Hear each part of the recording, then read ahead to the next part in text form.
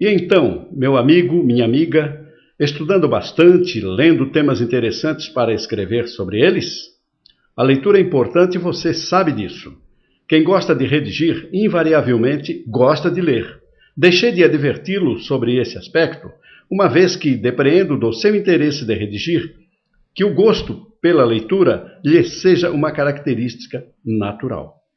Desenvolvemos grandemente nossas capacidades de interpretar textos, construir expressões e frases, compor nosso banco de palavras, enfim, pensar, por meio do hábito da leitura.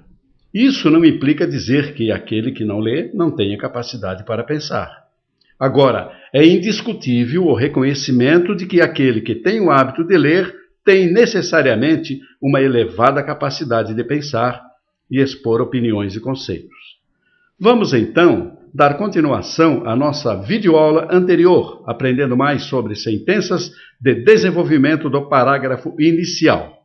Pelo que foi exposto na videoaula anterior, podemos tirar importantes conclusões acerca das sentenças de desenvolvimento. Observe-se que não existe uma quantidade mínima ou máxima de frases, orações ou períodos para preencher o espaço destinado às sentenças de desenvolvimento no parágrafo inicial. Podemos até mesmo suprimi-las sem que isso signifique prejuízo para a dissertação. Neste caso, a supressão é apenas aparente, pois, na verdade, as sentenças de desenvolvimento estão unidas à sentença inicial e à sentença tese. Para essa união, utilizam-se vários recursos gramaticais e de linguagem, como conjunções, preposições, sinais de pontuação, vírgula, ponto-vírgula, travessão, etc. Tudo dependerá da habilidade do escritor no uso do idioma.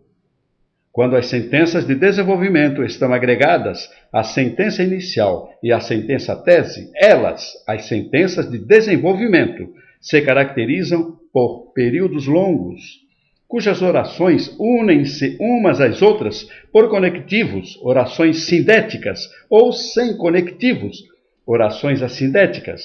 Veja a seguir alguns exemplos de sentenças de desenvolvimento unidas à sentença inicial e à sentença tese, dando-nos a impressão de que só há estas últimas. A sentença inicial está destacada em amarelo, a sentença tese ficou em preto mesmo.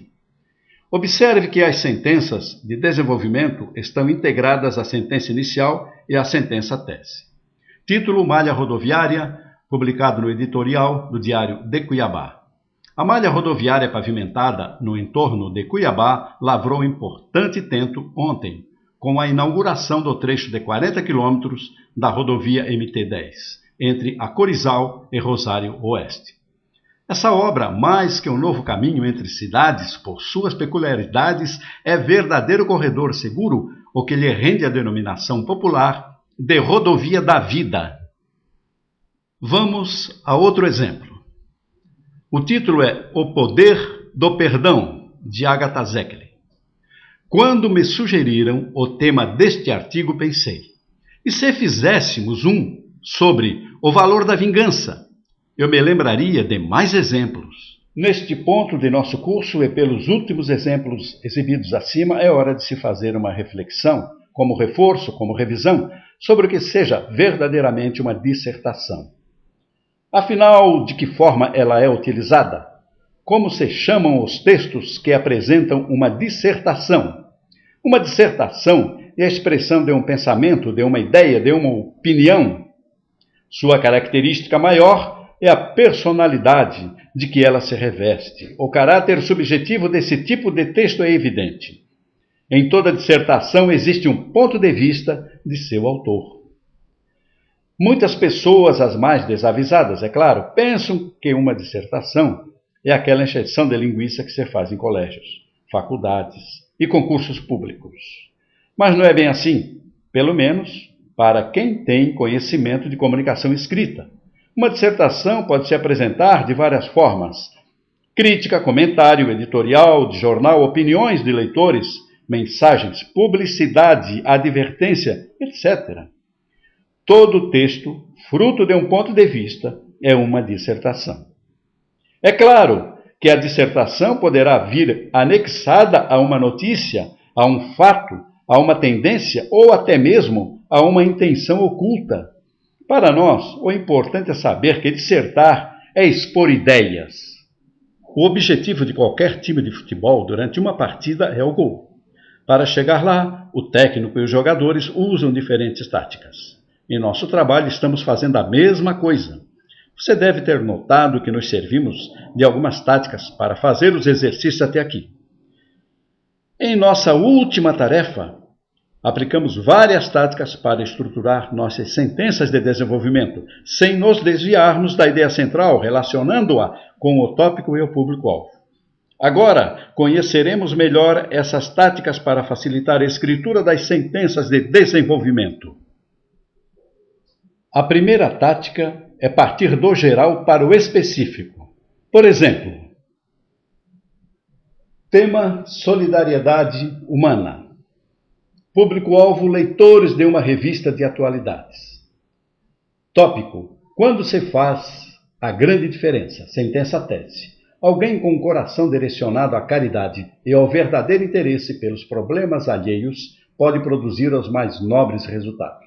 Sentença inicial. Nem sempre a união faz a força. Nem sempre a união faz a força. Uma legião de pessoas pode representar menos que um indivíduo. Um homem em questão não é só cabeça, tronco e membros, ele é sobretudo coração. Alguém com um coração direcionado à caridade e ao verdadeiro interesse pelos problemas alheios pode produzir os mais nobres resultados.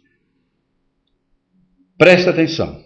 Partiu-se do geral, união, que eu destaco aqui, legião, passando pelo indivíduo até chegar-se ao específico, que é o coração. Viu como é fácil usar a tática do geral para o específico? A segunda tática denomina-se noticiosa. As sentenças de desenvolvimento não passam de fragmentos de notícias correlacionadas, oferecendo detalhes progressivamente à medida que se aproximam da sentença tese. Veja o próximo quadro. Tema: cinema. Público-alvo: leitores de uma coluna sobre cinema. Tópico: o cinema brasileiro atual. Sentença tese. Hoje, bem alicerçado por uma base de talentos surpreendentes e raros, o cinema nacional vive a sua melhor fase e, ainda por cima, com excelentes perspectivas. Sentença inicial. O cinema brasileiro balançou, mas não caiu. Veja como fica construído o primeiro parágrafo. O cinema brasileiro balançou, mas não caiu. Mazzaropi foi o maior exemplo de empreendedorismo individual até nossos dias. Glauber Rocha outorgou a arte dramática. Hoje, bem alicerçado por uma base de talentos surpreendentes e raros, o cinema nacional vive a sua melhor fase e, ainda por cima, com excelentes perspectivas. Você percebeu? Com duas notícias, construíram-se as sentenças de desenvolvimento, uma sobre Mazzaropi e a outra sobre Glauber Rocha. O fato constatado na sentença inicial está ligado por meio de duas notícias à sentença tese, que resume o assunto central da dissertação. Gostaria de continuar lhe apresentando outras táticas importantíssimas usadas para construir sentenças de desenvolvimento do parágrafo inicial. Porém, o tempo de que dispomos para isso, nestas videoaulas, é muito reduzido. Mas você já sabe. Estas videoaulas são muito importantes para você aprender a fazer excelentes redações dissertativas, mas são apenas uma resenha do curso Redação em 7 lições. Se você quer conhecer outras importantíssimas táticas para a construção de sentenças de desenvolvimento do parágrafo inicial, táticas que facilitam enormemente a tarefa de escrever ótimas redações dissertativas, aprofunde-se nesse assunto no curso Redação em 7 lições, o qual acredito que você já o tenha adquirido, mas se não o adquiriu ainda, vá ao site Mundo Texto, cujo endereço está aí em cima, à direita na sua tela, e clique sobre uma figura como essa que você vê agora no centro do quadro. Assim você será direcionado à página correta para fazer seu pedido e tirar o máximo proveito destas videoaulas com o curso Redação em 7 lições. Até breve!